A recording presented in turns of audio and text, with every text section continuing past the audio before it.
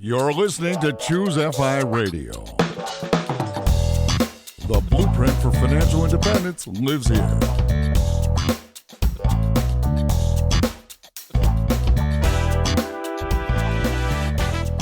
If you're looking to unlock the secrets to financial independence and early retirement, you're in the right place.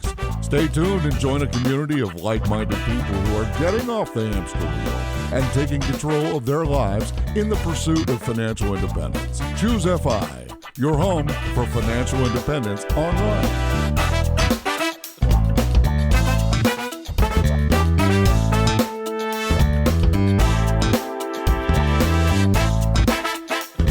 All right, guys, super excited to dive into this week's episode. We are going to be speaking with Nick True from mapped-out-money.com. And I think the reason I want to hit this episode and the reason I want to continue to highlight episodes like this is financial independence is not a binary equation where on the one end you find out about it and then 10 to 15 years you reach financial independence. This is a spectrum where from the moment that you discover the concept, your worldview is forever changed. And this is a life optimization strategy where you continue to see the control come to your side of the equation. Honestly, Nick's story is the perfect example of this, and it's going to be such a source of encouragement to our community and to our audience, people that are on the path. Very excited about this episode, and to help me with this, I have my co-host Brad here with me today. How you doing, buddy?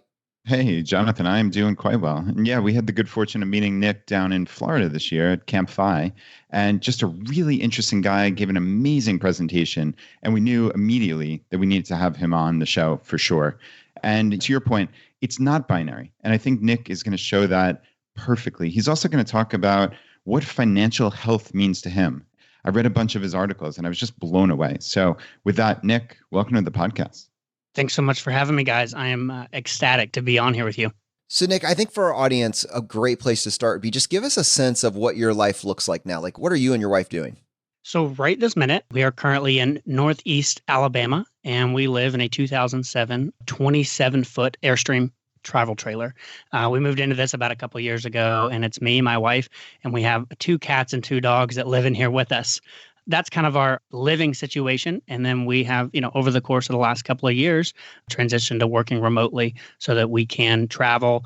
And then for us, also a big priority is being around family and being able to go and travel and see them whenever we want. And Nick, you're in your mid-20s, right? So this is not like I've been working an entire career and then we decided to get up and do this, right? As I understand it, you're like around 25? Yes, that's exactly right. And it was kind of funny, Brad. Actually, I did not quit my day job to fire, but when I did quit to go move into an Airstream, there were some disgruntled folks at my old job because that was also their dream, was to retire and move into an RV. So it was a little funny when I was, figuring out how to do that in my mid-20s. Wow. So their dream, I mean, is this something you actually talked about with them or did you find out after the fact? I mean, were financial conversations ever a part of your job?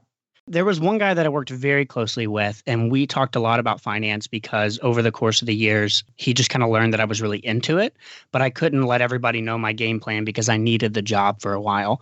There was another guy in our group who was in his late 50s and had bought an RV during the last year that I was working there. Around the same time, I actually bought my camper. He was talking about it at work every single day because he was retiring at the end of the year and all these big RV trips. I could not talk to him about what I was doing until the very end. It made it for an interesting daily environment at work. Okay, so just to clarify, have you reached financial independence?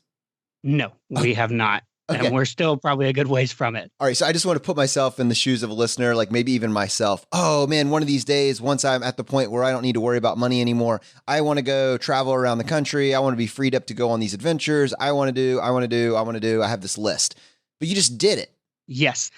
It seems weird. We basically looked at what was going on in the world and said, hey, look, it's 2017 at the time, 2018. There's this thing called the internet, and we could figure out a way to work remotely. And then we could go and travel and do some of these things now before we have kids and before we really get ourselves into a situation where traveling full time would be extremely difficult. All right, so I'm having this conversation with you, and I'm positive that this is not one of these, hey, I'm going to go live in a van down by the river, motivational speaker. It's all going to be great. Like, I suspect that you guys did this in a financially responsible way and one that will be inspirational to our audience. Like, help me reverse engineer this. How is this possible? Yeah, so for us, some of the key highlights, and we can dive deep on any one of these points, but for us, some of the key highlights where we were able to get through college without any debt. We had no other debt in our names at all. We both got married really young and we're both extremely driven. And so we had been married for a few years at this point. We had gotten used to working together as a team. And one day we found out that there was this possibility of traveling full time. And at the time, my wife was a physical therapist. And so the way that we initially got into the travel life was that she took a job as a travel physical therapist, which means she worked for a travel agency that would place her in hospitals for 3 months at a time.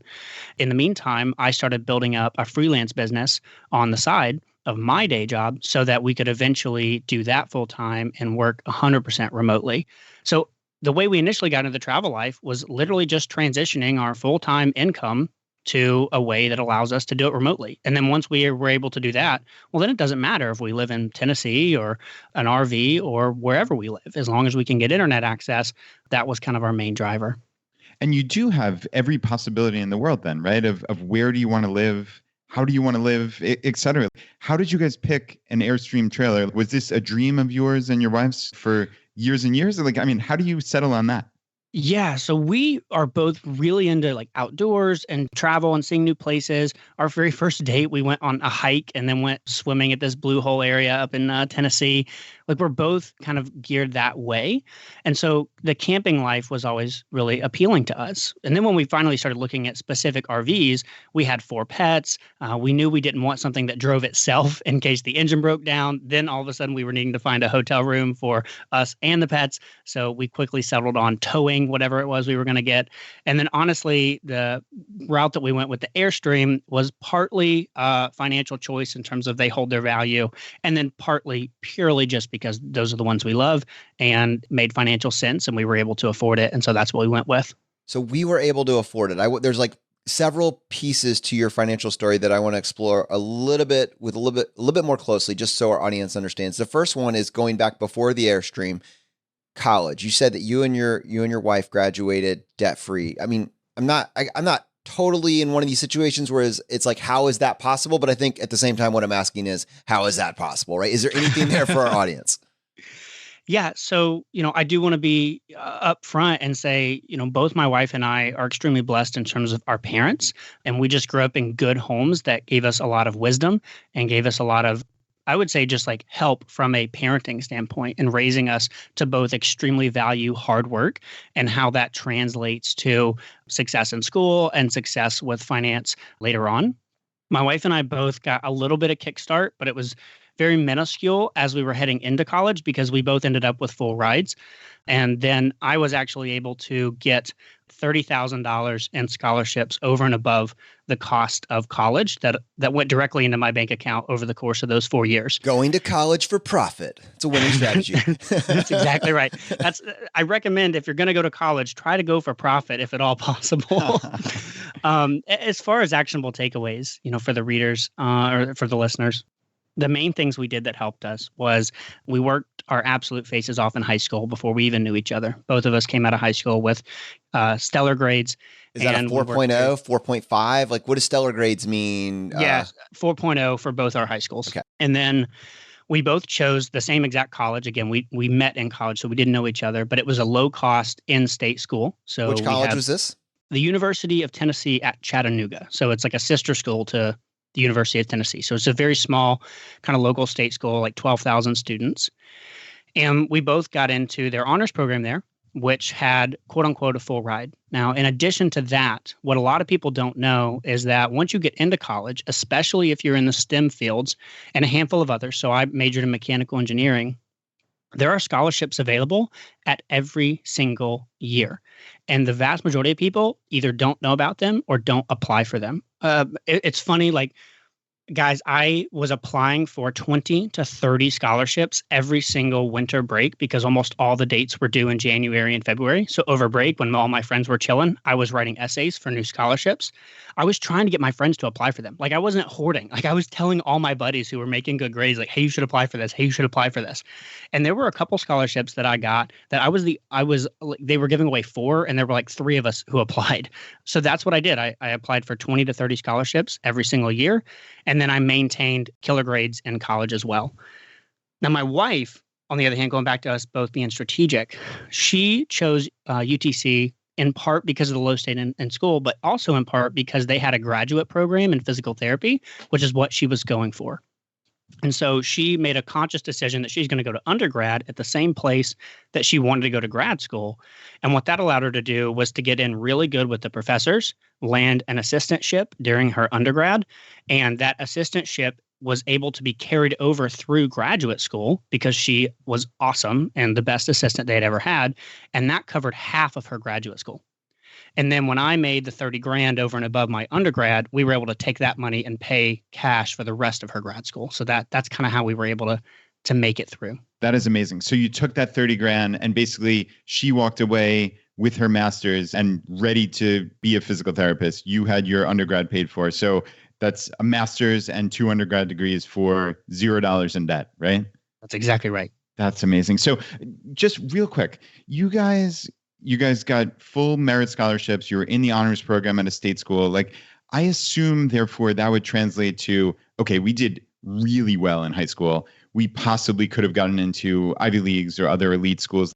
Was the allure ever there for you? Or like I'm trying to put myself in someone's shoes of like, how do you make that really rational decision as a 17-year-old to, okay, I'm going to go to the local state school. That's not even the flagship state school, right? But the local state school for a full ride and no debt. How were you smart enough at 17 to know to do that? Yeah, it's a great question. So this is where I go back to what I said at the beginning, which is where we're very blessed in terms of parents who gave us a lot of wisdom. I was the first guy in all of my dad's family to go to college. My dad didn't go to college. He's a successful businessman. So in my home, college was important, but it was important so far as you don't go in debt and you go and make a good business decision in terms of you get a degree that's going to lead to a good job. That was how I was raised. My wife grew up in a very similar setup. Her parents both did go to college, but they even still had those values of you make a wise decision in what you major in, you don't go into debt. They taught us a lot of wise things that really set us up to make those kinds of decisions. I have a question for you about the scholarships and specifically about the essays that you wrote. There's this little nagging voice in the back of my head that says, oh, I could never write anything that would let me stand out for these scholarships. And I just am thinking in my mind that maybe there's someone in our audience who reflects that thought, I admit it's a limiting belief, but it's there. Did you feel that? Did you just write anyways? Did you come up with a system? Did you strategize how to go about it? Like when it comes to actually writing an essay that you know is basically the only thing that's going to decide whether or not you get the scholarship, that at the end of the day, the compilation effect was worth close to $30,000. Do you have anything to impart to us specifically on the essay writing process? Yeah, that's huge. I felt the same way. I'm not a great writer. It's not my strong suit. I'm a math guy, hardcore left brain. And I felt the same way. I struggled with those essays. It was not at all my strength. As far as practical, I'll give you a couple things. Number one is just simply not giving up. So that first year, I don't think I landed, if I remember correctly, I don't know that I landed a single extra scholarship my first year, but I reapplied the next year. And a lot of these scholarships were the same scholarships and that I just applied for every single year. And one scholarship in particular, I applied 3 times and never got it. And my senior year, it was the same essay prompt every single time. My senior year, I won the top national placement for that scholarship. And that scholarship equated for $15,000 and a trip to their conference. And so one is just simply not giving up and putting your head down and getting after it. The second thing is, as far as practical, what I tried to do is I tried to come up with a story bank of ideas and stories from my personal life from both high school and college, be it projects that I worked on, things that I did on the side, either extracurricular. I grew up working for my dad's business. So sometimes I would work in anecdotal stories around like growing up and values that taught me and then values that I was going to carry over into my career, because almost all these scholarships are centered around, okay, well, what are you going to do for the profession? What are you going to do with your career after this is all said and done and you get out of college? I would work in either moments from my college experience at that point or moments from my childhood and talk about how those kind of things were going to help me build a career that was going to go on to further X, Y, or Z. Ultimately, it's like anything else. You have to learn what it is that these scholarship people want to hear and then deliver it to them. Wow, dude, there's so much value there. I hope our audience listens to that and then puts it on repeat for their kids that are either going to college. And what I heard is grit, man. Like, get rid of the limiting beliefs, focus on grit, and just continually get better at this process. It's iterative. The results that you had was frankly because you didn't give up. You just kept reapplying. Half of your results were baked into grit.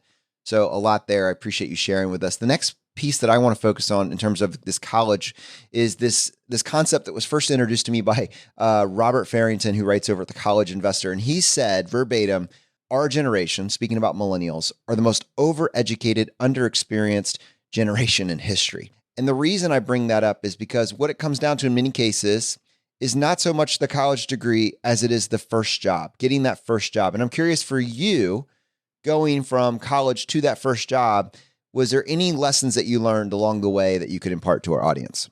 Definitely. So the number one thing that I say to people in college is to make sure you work your entire time in college.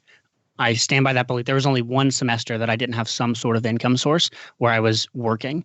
Now, for me, again, going back to my raising, my parents really valued hard work. So I was working from a very, very young age and had all kinds of jobs growing up and all kinds of ways that I was making money. And then in college, I landed a small internship my sophomore year. And that internship was good experience because it taught me exactly what I did not want to be doing. It was a certain type of engineering where you're very isolated, and I'm a very extroverted person. And I was like holed up in a room by myself all day, and that was no good. But I was happy for that experience because it showed me what I didn't need to be doing. After that, I left that internship and I applied for a ton of internships, just like scholarships. I applied for a ton and I was able to get one that was very close to my college. And that internship ended up working out very well. And I worked that job until I graduated. And then I ended up taking a full-time job with that same company right after college. So I'm a huge believer in internships, working throughout college and trying to set yourself up in the industry that you want to be in after college, or even at very least something tangentially related so that you can ease into a job. I'm going to do the exact same thing with the internships that we did with the scholarships. Like, let's slow down on that. So many people are in college and then they go to apply for the internships and they realize that they have just waited too late.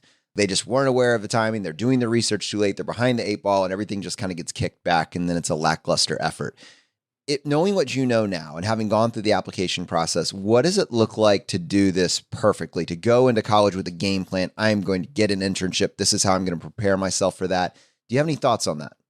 I mean, honestly, the best two things I think that worked for me is number one, becoming a fantastic student, both from a grade standpoint and more importantly, from a relationship building standpoint with the professors. And I think that's a part that a lot of people overlook. I built a really good relationship, especially with a handful of my professors, which allowed me to both get really nice recommendations when I needed them for internships. And it also allowed me to get inside information from like what companies might be hiring. Because a lot of those professors have connections with companies, especially in the area. And they'll say, hey, do you know about so-and-so is actually looking for an intern? They were asking me if I had any good students who I would recommend, and your name came to mind. Would you be interested in that? So that is the way number one, just being a great student and becoming in with the professors. And then way number two is just simply, it's a numbers game. To me, it was just like the scholarships. I went to our college website, had a list of all the companies in the area for each major. They would kind of aggregate different companies that were hiring, and you could go online and look, or you could just go to the job fair and walk around and take every single paper from every single company that was offering an internship. And that's what I did. And then I just filled out all of them. Just like the scholarship application. How many did you fill out? All of them, obviously. Like every company in the world. Because I lived on campus, every company that was within like a reasonable distance, being able to make it back and forth from class to school was fair game as far as I was concerned. Hey, Nick, we talk a lot here at Choose a Vi about building relationships. And obviously you just talked about, I think you said, quote, becoming in with the professors. For many kids at college, they're 18, 19, 20 years old. They don't know how to approach a professor. Like they don't know how to build a relationship. I'm curious if you can think back and just pass along any tips. Like how did you, just one student out of thousands, really establish these relationships? Have you seen his beard, Brad? I mean, like, yeah, that helps a lot. Be memorable. Be memorable. Yeah. I read a book during my freshman year called How to Win Friends and Influence People by Dale Carnegie. And that book has probably had some of the biggest impact on my life in terms of just understanding what makes people tick and how to befriend people. Now, This is not some sort of sleazy, oh, you befriend people to get something out of them. This is legitimate befriending people because you want to make friends. But one of the things that book talks about is having genuine interest in what others are doing. And the key word there is genuine. So what I would try and do is I didn't go to every single professor. If I didn't feel like I was going to click with a professor, I wouldn't, force something. But there were lots of professors that I thought were interesting or cool or did some kind of interesting research or had some good insight on something. And for those professors, they had office hours and most students never went to them. I would just go to the office hours and I would ask them questions and I would ask them for help. And, I would really show and make them look like the expert because they are. And I'd be interested in what's going on. And then inevitably they would turn the tables around and be interested in whatever I was doing. To me, that's the number one way to start. All right, Nick. So kind of moving forward with your story here. So you got this internship, you got a job. I'm going to make the assumption that you started with them. Your wife now has a master's. She's a physical therapist.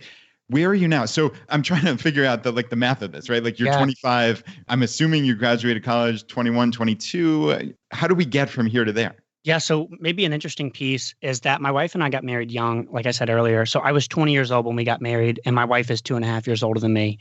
We got married the summer before my senior year of college, and it was the summer before she entered the first year in her graduate program.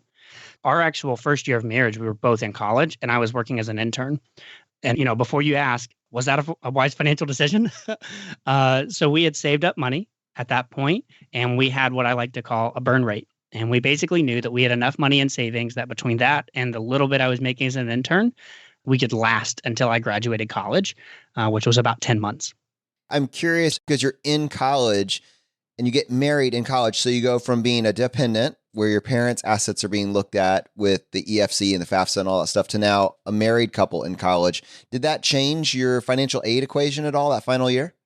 It did not because of the scholarships. So I actually ended up having to pay taxes on some of that scholarship money because it gets counted as income once you get over and above the kind of stated cost of tuition. So it didn't change my aid at all. Cool. So financially, you're in your early 20s. This is not a huge historical look back. This is actually relatively within the last few years. And you have somewhat of an insignificant net worth, which is pretty remarkable. I mean, I had negative six figures by the time that I got out of college. So you're doing great. But right now you have essentially achieved, and this is kind of how we set up the episode, you've achieved most of the benefits that people wait till they reach financial independence to really claim. You're pulling this off now. Like, help us figure out how you and your wife were able to reverse engineer this whole equation. Yeah. So we get out of college and I take a job that is quote unquote my dream job. This is what I went to college for. This is what, the last 8 years of my life effectively have been leading up to. And my wife is in the middle of her grad program. And pretty soon thereafter, when I actually had time on my hands to slow down and breathe a little bit, I realized that this is not what I wanted to be doing with my life, which is pretty crushing to realize after you've worked so hard to achieve this place. So I started reading online. Now, at this point, I was already into finance. I'd read a few personal finance books in college and high school that I had liked and stumbled across a few blogs. And I came across this blog called Mr. Money Mustache. And all of a sudden, my eyes were open to this idea of, maybe not working as the engineer for my whole career. Now, another side note on this is that I've always been really into teaching. And I used to teach piano lessons and I used to do ACT prep and math tutoring. And so my dream at that point was to go hard after FI, reach close to FI, maybe not all the way, and then quit my job and become a high school math teacher. That was the initial game plan. And pretty soon after that, I realized throughout working, this is actually the first time in my life that I had a job that I wasn't in control of. I grew up working for my dad, and then I, sold candy bars in high school, and I sold bread to my neighbors, homemade bread that my mom and I would make. And then I did tutoring and teaching. And then all of a sudden, I had this job where, was more traditional, working at a desk, and I couldn't stand it. And so pretty quickly, I was like, okay, well, even the idea of working 5 to 10 years, getting close to FI, and then becoming a teacher wasn't appealing because I could already foresee some of my friends who were becoming teachers at that time that I was not going to be happy in the education system either. And luckily, that's when I found out about this world that the internet has opened up and this idea of online work and freelancing and doing work online and teaching online. that was when I was like, okay, what if instead of doing this, I figured out a way to achieve all these things that I care about with Fi earlier. That was when I started looking at freelance work and figuring out a way to get out of the day job with other types of income. I actually have a follow-up question about your financial picture before you guys really took this leap and explored this freelance situation that you're describing. What was yours and your wife's income? What were you guys making? When I took my internship job, I started out at $15 an hour. Keep in mind, this is kind of Southeast Tennessee, so no state income tax. So it was fantastic money, especially for a college kid. And then when I landed my full-time engineering job, my first year salary was $64,000. Now, it should be noted, because of the type of engineering that I was in, I actually did get paid straight time for overtime, so not time and a half. But I was able to get more money than just my salary. So I think by the end of that first year, we were somewhere around 70 grand.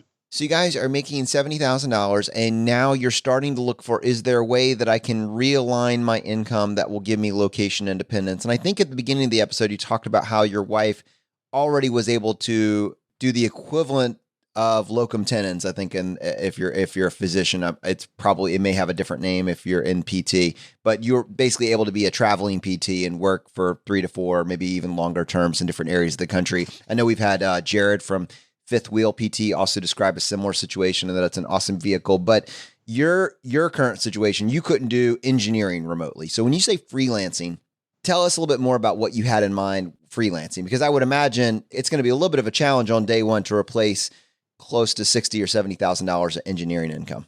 Yeah, it was absolutely a challenge. And, at this time, my wife still had 2 more years in graduate school. So we were planning to do travel PT, but I had 2 years before we could even really start that. As far as freelance was concerned, that was when I found out that all these kind of online businesses that I was looking at, a lot of the bloggers that all the listeners are totally familiar with, all of those people that are making real money, they have teams. They have teams of contractors behind them that help with the website, that help create content, that help edit and produce podcasts. There's kind of all these different jobs that are around these kind of small media companies. And what I figured out was, what if I could build a skill set that would enable me to be hired by those types of individuals? I launched a blog in August of 2015, partly because I wanted to start teaching my version of personal finance, but also partly because it forced me to learn that new skill set. It took me about 8 or 9 months before I landed my first freelance gig with a freelance writing and then building a few landing pages for websites. But that all started with watching YouTube videos on how to build a website, watching YouTube videos on how to start a blog. And I built up that skill set, and then eventually was able to build up a small base of clients and kind of expand out from there. Nick, when you first thought about doing this freelancing, you're talking about building a skill set, and obviously you've talked about a love for learning and hard work throughout this episode. So I get it. Like, you can learn skills, but what did you envision this looking like? I mean, was it building websites? Was it freelance writing? Like, did you have an end goal in mind at that beginning, or was it just, I'm going to learn enough skills so I'm invaluable to somebody or many somebodies? Gosh, great question. So yes, my wife and I especially, we're massive long-term planners. So we have like stuff in our life that we haven't even necessarily gotten into as far as what we want our life to look like in 10 and 15 years. And part of that vision is I do want to make an impact in people's lives when it comes to money and help them with money. At this point, I had gotten, kind of become the go-to personal finance guy in my small little friend group and helping us all set up our 401ks at work and understand credit cards out of college. And I loved teaching and I loved helping people in that way. So my long-term goal was to be involved in personal finance, just like what we're doing right now. I knew that I didn't have the experience, the knowledge base, or the skill set to go and do that right this minute. So what I needed to do was get around people who did know all that stuff and learn from them. And the best way that I could learn from them was to build up a skill set that they need and get them to hire me.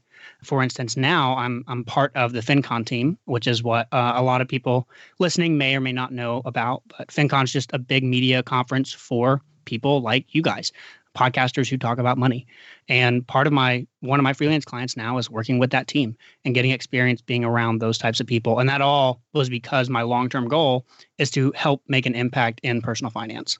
I think for our audience, Nick, we have to put this in perspective. This is not something that happened 5 or 6 years ago. Within the last maybe 1, 2, or 3 years, you left your engineering job. And I'm putting our audience in that position. You're in your last day of work or last week or so of work. You're telling your coworkers, all right, guys, I'm heading out on the road. We're going to be in the Airstream. We're traveling around the country. And you got the one guy there that's been waiting to make this exact same move for 20 or 30 years until. What gave you the confidence to say, okay, we've officially hit the spot that we can pull this off? Had you replaced your engineering income? Did you have a significant net worth? Help us figure out how this was possible. Honestly, there's no way I can say how this was possible without talking about my wife, because I really do feel like I hit the lottery in terms of who she is as a person and her help and our kind of strategic focus together. When she graduated, she took a job as a travel PT immediately, and I quit my job. So I left on a Friday. She started on a Monday. And her income was effectively around 70 grand. So we basically just swapped and kind of high-fived as one of us became, the main breadwinner. And then she was like, all right, I got this. That allowed me to go all in with the freelance clients and really spend my time really building that up. And then 8 months after that is when Hannah left her job as a physical therapist because the freelance basis was growing. I needed more help. And we didn't want to be stuck in one location for 3 months at a time, wherever her company sent us. And so she was like, hey, let's start working together. So she left and started working with me full time. That was about a year ago. So as far as the confidence, honestly, it was a mixture of income. So we had effectively replaced our income with just new income. So that felt good. And then the big thing was we both know and rely on each other and trust each other and have a deep amount of trust that both of us are hard workers. And if everything went to crap, if everything broke tomorrow, we both still have really hireable degrees and we could go get jobs doing exactly what we used to be doing with almost no pain at all. So to me, it was all upside. It was like, why not go and jump and take this leap? We've built a safety net with careers, with relationships in those careers, and with new careers. Like this to us became a no-brainer. Okay, I have a bunch of questions, but I'll start here. So obviously, I get it that your wife started as the traveling physical therapist while you're building up the business. But then you reach this inflection point, I guess, where what you're doing is growing, right? Because it got to the point where she left her PT job to come and work on what is now the family business. Talk us through like that decision, because that's not so easy to really go full time as a set of entrepreneurs. Did she enjoy being a PT? Was this something that was a hardship? Like, is that a difficult conversation for you guys as a couple? Yeah, it was real hard. It was very hard. And to be honest, like Hannah still struggles some today with like the identity piece, because we both had built up our lives around these careers and she identified as a physical therapist. And so leaving that felt like, who am I? So that's been real tough, especially for her. As far as the conversation, she did enjoy aspects of her physical therapy job, but there were a lot of aspects that she didn't enjoy and that really were draining. A lot of that has to do, without getting, way into the weeds here, a lot of that has to do with just the medical system in general right now and how tough it can be on people that are having to work in it and trying to provide care for people in the best way possible. So part of that was a struggle. And then part of it was just the freedom. We live in a travel trailer, but we were still limited on mobility. If she came to work with me, then we could go anywhere, anytime. And the other part of that is the very real kind of life smack you in the face part, which is over the last year and a half, we've had a couple of family members that have really needed help from a health standpoint. So we've actually limited some of our travel and are limiting it right now pretty significantly to be around family and help them out on a daily basis, because that's a big priority of ours. That's a huge value in our life. Had she not left her job and I not left my job, the town we're currently in is a very rural town. There's not a lot of people here. There's not a lot of jobs here. I certainly could not do what I used to do here. And even she might have a difficult job, finding a job close. And so that's another big benefit. And another thing that we saw was we want to spend time with our family members, especially the ones that may not be with us forever. So that was a big driver in the conversation as well.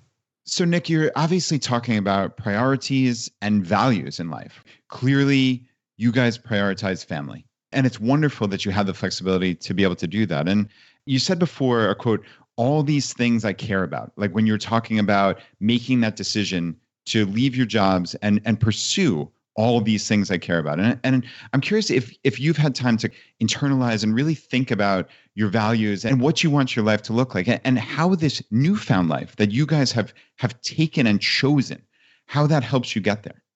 Yeah, that's a huge part of the conversation. It's a huge part of what we talk about on honestly a daily basis.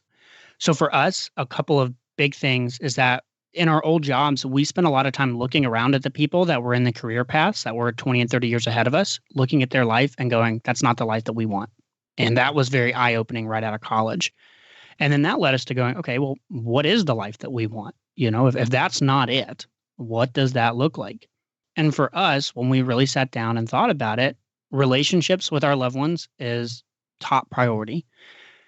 Then we started talking about our future family, and this kind of gets into another conversation around we feel very strong about adopting kids in the future, and possibly kids who have special needs. And a lot of that plays into my wife's physical therapy background and actually me growing up around some kids with special needs.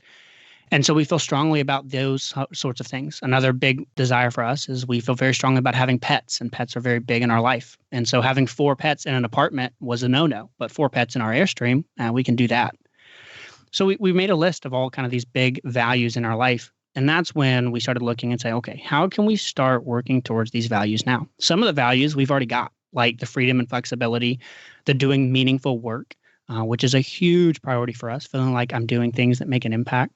We have those things. The pets, we have those things.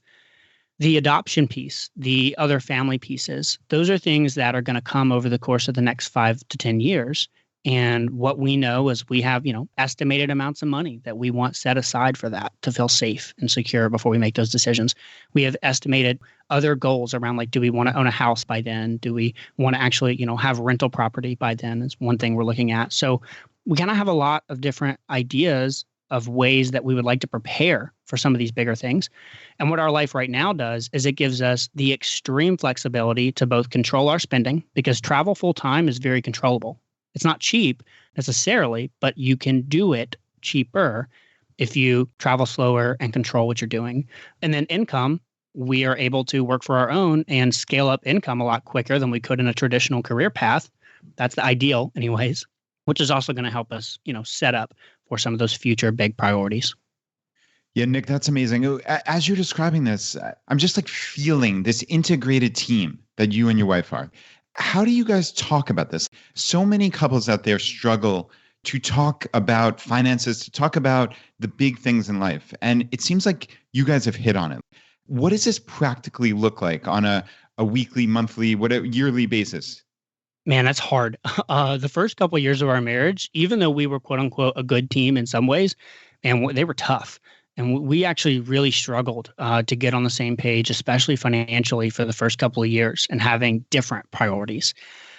The thing that really worked for us was trying extremely hard to have empathy for the other person and just simply put ourselves in their shoes. So what I like to do is, the way we started is by dreaming on, let's say, not that important of things, like lower depth topics, like where would you like to travel one day, and getting a dog, and, kind of all these just big life goals. And we didn't talk about money at all. I tried to make it a daily and weekly habit over dinner, when we're in the car together, to just dream. Hey, if you were going to have a house, what kind of house would you want? A lot of land, a little land, flat yard, hilly yard. We just talked about all kinds of stuff in the future. Naturally, as you do that, the conversations get deeper and deeper, which is where you start talking about kids and adoption and, some of those more harder topics that are way bigger decisions to make, and dreaming about jobs. So I try to make it, and she did too, try to make it a weekly habit of just dreaming together. And eventually, if you do that long enough, you naturally, one of you will go, okay, we've been dreaming about this for a long time. Like, let's actually do something about it. What would it take for us to get a dog? What would it take for us to go take that trip that you really want? And that's when you can start opening up the conversation around finance and say, okay, and honestly, that is our story. We were not on the same page until I finally came around and said, okay, you want a dog really badly. Like, let's map it out. Let's get a dog. Let's map out the expenses. Let's map out what it's going to take to do that. And then she was like, okay, I'm on board. Like, let's budget. Let's rock and roll. Like, let's get on the same page. Because at that point, she was willing to sacrifice a lot to get the dog. After we were able to do that and get our first dog, that just kind of got the snowball rolling in terms of, oh, wow, if we dream together and then work together, we can accomplish way more. We love Chip and Joanna Gaines, and Chip Gaines has this line in his book where he says, things got way easier when me and Joanna got on the same side of the rope and started pulling together in the same direction rather than trying to pull against each other. That was definitely part of our story. Yeah, Nick, I absolutely love that dreaming together and what would it take for us to get ...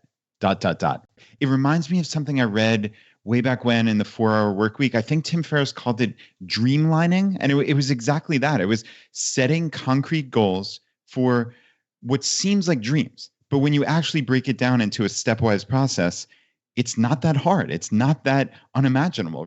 There are ways to get there. I love that you actually practically did that. That's super cool. I have kind of an alternate line of questioning for you, and it's a little bit of a pivot here, but I'm curious, your income is now being derived in large part due to something that I hear referenced in the mainstream as the gig economy. And I sometimes hear this with a negative connotation because it's going to put more onus back on the individual, I guess, contractors in this case, or freelancers. And I'm curious in your mind, because it sounds like it's been such a source of, I guess, a blessing for your family and your freedom. Is it good? Is it bad? What are the pros and the cons for listeners that really haven't considered it and they're still like nose down in the traditional college path? And if they suddenly are like, all right, well, maybe I should explore this further, what advice would you give? Yeah, that's a loaded question. I think there's two ways to look at the world, just in general frameworks. I think you can inherently look at the world in a negative way with the change, or you can look at the world in a positive way. Are there negatives because of the economy? Yes, 100%. No doubt there are negatives that come along with it. Just like whenever there's any change in the whole history of the world, there's negatives that come along with it. But there's also a lot of positives. My grandparents, I could tell, were happy for us, but almost a little jealous or a little sad that they never got the opportunity to do what we were doing because the internet didn't exist when we jumped into our Airstream and took off. As a general rule of thumb, I try really hard to take a look at the positive. And to me, the gig economy has provided a ton of benefits. And so what Hannah and I try really hard to do is rather than dwelling on the past, the way things used to be, that's just not very practical. Like there's nothing I can do about that. My father-in-law has worked at the exact same company since he was like 20 years old, and he's been there for close to 40 years. That's just not the way life works anymore for my generation. And we took a look at that and said, okay, like that's just the way it is.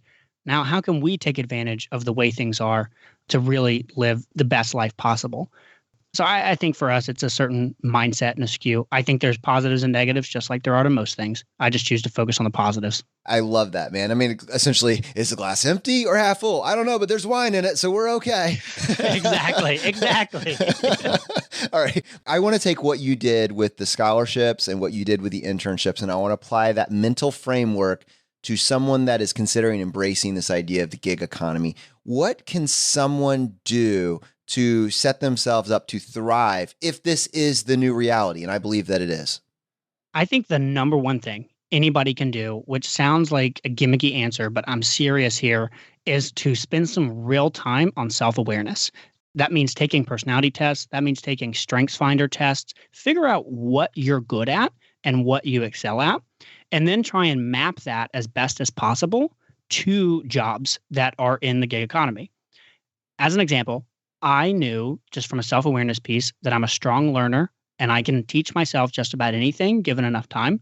I also knew that I'm extremely left-brain, tech-oriented, and math-oriented. So the back end of creating a website and doing kind of the technical marketing side of things, I could figure that stuff out. So what I spend a lot of time doing is knowing my strengths and then looking at websites of companies that I like. So I went to FinCon's website and all these other financial sites that I liked, and I would just click on the careers tab or the jobs tab, figure out what kind of jobs they were looking for, and then try and map that to a skill set that I could then learn and apply. To me, self-awareness, figuring out your strengths, and then leaning into that is hands down the number one thing. And kind of on that note, another strength of mine is building relationships with people in person. I spent a lot of time, especially during the first few years, going to events where I knew the types of people that I wanted to hire me were going to be, and I would build relationships there with them. I did send out a lot of cold pitch emails, but I was never really successful with that. I think going back to my writing strengths not being the best, but I could do well in person. So that's where I spent my time and energy. And inevitably, when I would go to a conference, I would come back and have landed at least one new freelance client. So what I love about your story, Nick, is that this is not a conversation about how far you are on the path to FI. Very pointedly, we are observing the fact that you have designed the future that you wanted for your financially independent self, and you're living it now. I can't stress that enough. And so I think where I want to circle back to with our audience is, if someone's listening to this and they want to replicate that, what final thoughts would you give to that individual on designing a future they can get excited about now? Honestly, the way I think about it is break it down really nice and easy. Figure out, why are you listening to this podcast right now? Like, why are you trying to get to financial independence? Map that out. Is it freedom? Is it flexibility? Is it time with family? Is it meaningful work? What is it? And then the next thing is figure out, okay, is there a way that you can get like maybe 1, 2, or 3 of those things, kind of the bulk of them, sooner rather than later, by doing something different, by making some big changes? Maybe that means changing where you live, moving cities. Maybe it means finding a new job. But I would venture a guess that the vast majority of us, if we really spent some introspective time, could achieve some of those main benefits much sooner than having to wait to achieve FI. And for us, I'm not saying don't neglect FI. We're still saving.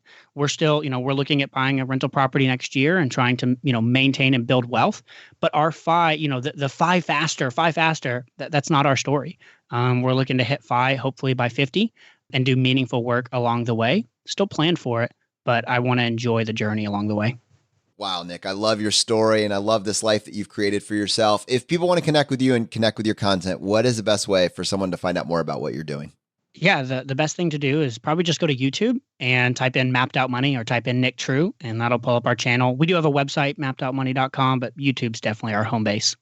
All right, now on most shows, that would be the end of the episode. But on this show, Nick, we would love to give you the chance to tackle the hot seat. Are you ready for this? I'm so ready. In a world drowning in debt and rampant consumption, trapped by the chains of lifestyle inflation, these questions highlight the secrets of those who have broken free. Welcome to the Choose FI Hot Seat.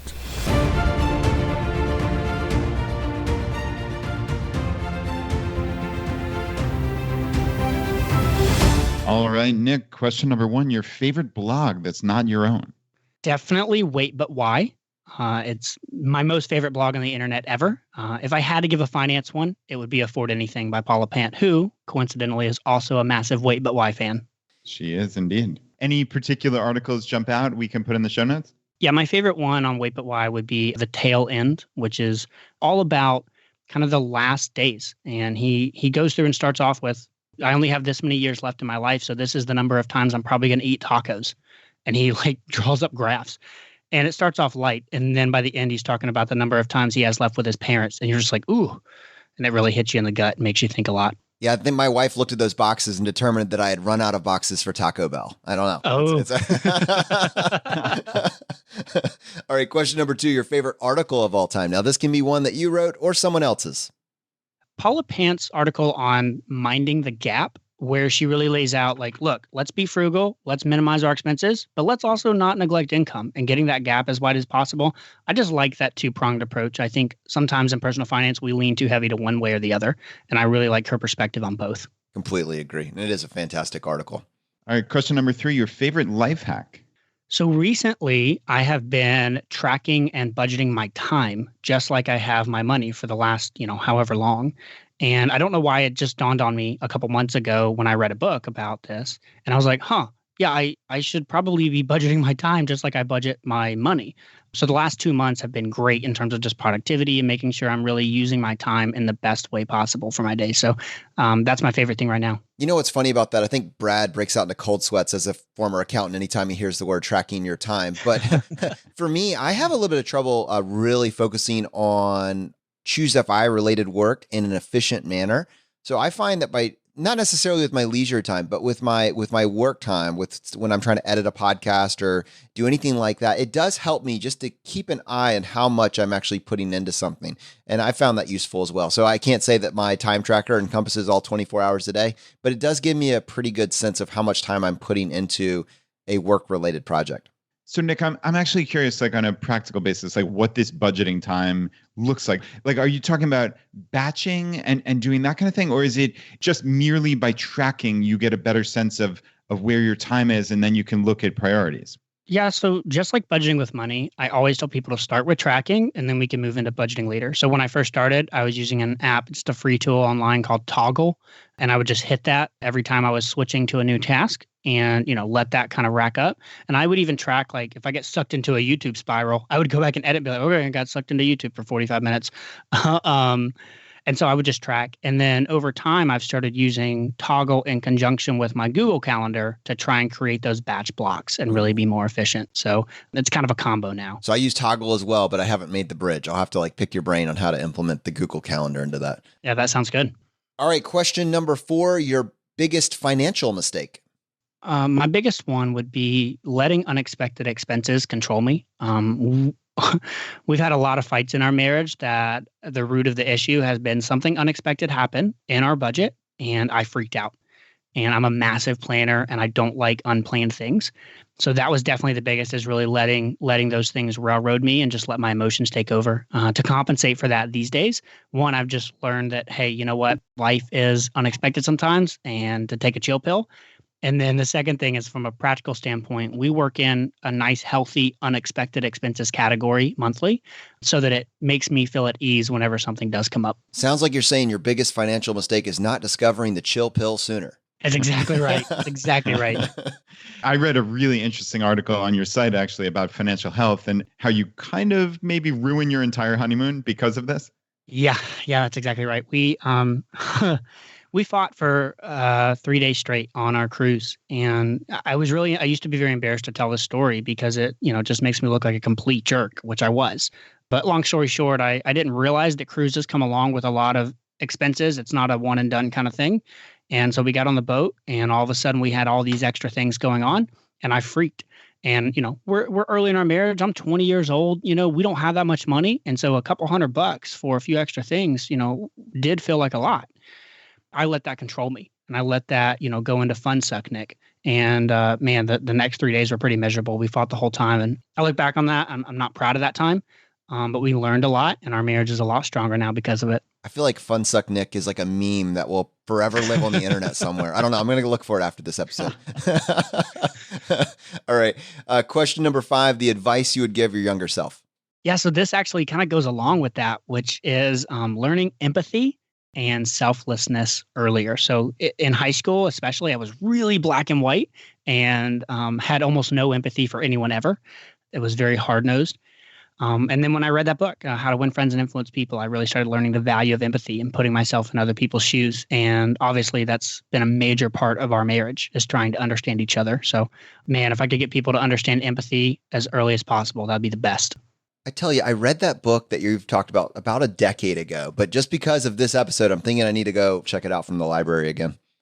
All right, Nick, we've got a bonus question for you. What's the purchase that you've made in, let's say, the last 12 months or so that's added the most value to your life? Ooh, definitely my Peak Design backpack. So this is like, I don't know, I think it's a luxury. It's like a $300 backpack. So it's way more than I would normally spend. But I looked at this thing for close to 6 months, planned on it, was really excited about it, saved up for it. It's a camera bag / laptop bag. It's just fantastic. I love it. I'm all about it. And it's definitely brought me the biggest joy and practical use. Awesome. Nick, thanks so much for coming on the show today, sharing your story with us. We have just had an absolutely fantastic time. Yeah. Thanks so much for having me on. It's been a blast to talk to you guys. If you got value from today's episode, and if you've been getting value from the episodes up to this point, just take 1 second and press the subscribe button on the platform you're listening to this on. It just lets the providers know you're getting value from the show and you want to be here when we produce additional content. If you want to support us in what we're doing here at ChooseFI, here are 4 easy ways.